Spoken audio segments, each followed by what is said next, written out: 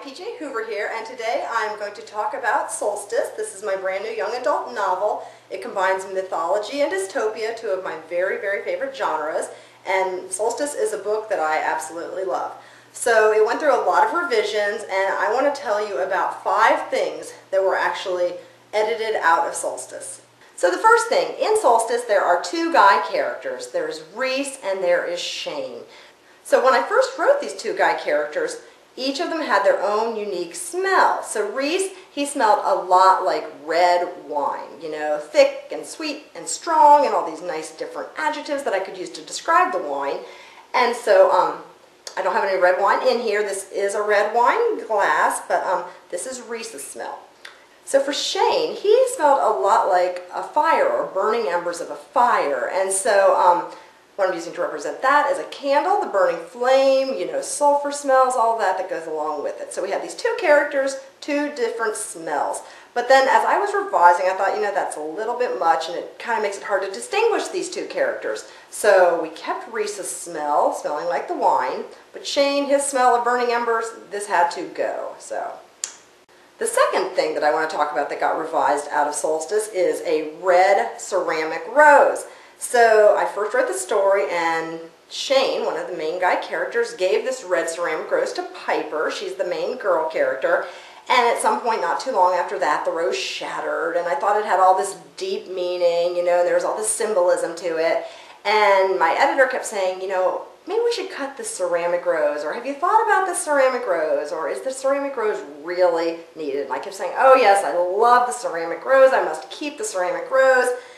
So in my final round of revisions, I ended up looking at that ceramic rose and thinking, you know, am I keeping that ceramic rose because of my main character Piper, or am I keeping the ceramic rose because of me? And I decided it was the latter, and so I finally cut the ceramic rose.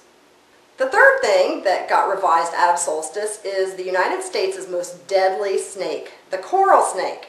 So I'm not going to hold a coral snake right now because, like I said, it is the United States' most deadly snake. But there's an interesting story about this because 2 weeks ago in my garage, which is like 15 feet that way, I found a coral snake.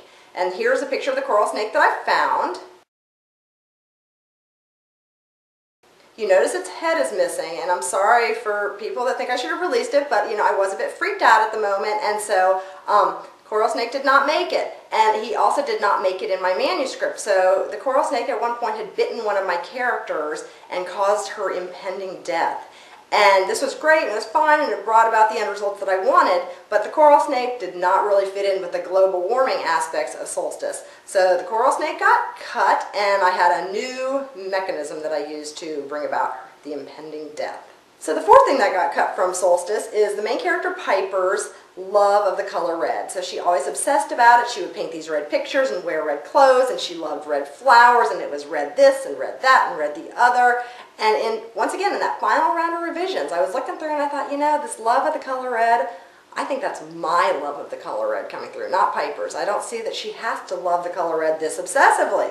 So you'll still notice there's a lot of red references in the manuscript, but Piper's not like over the top about it. So, once again, I'm still wearing red today. I used a red candle, we got the red rose, and so just look for those red references in the manuscript.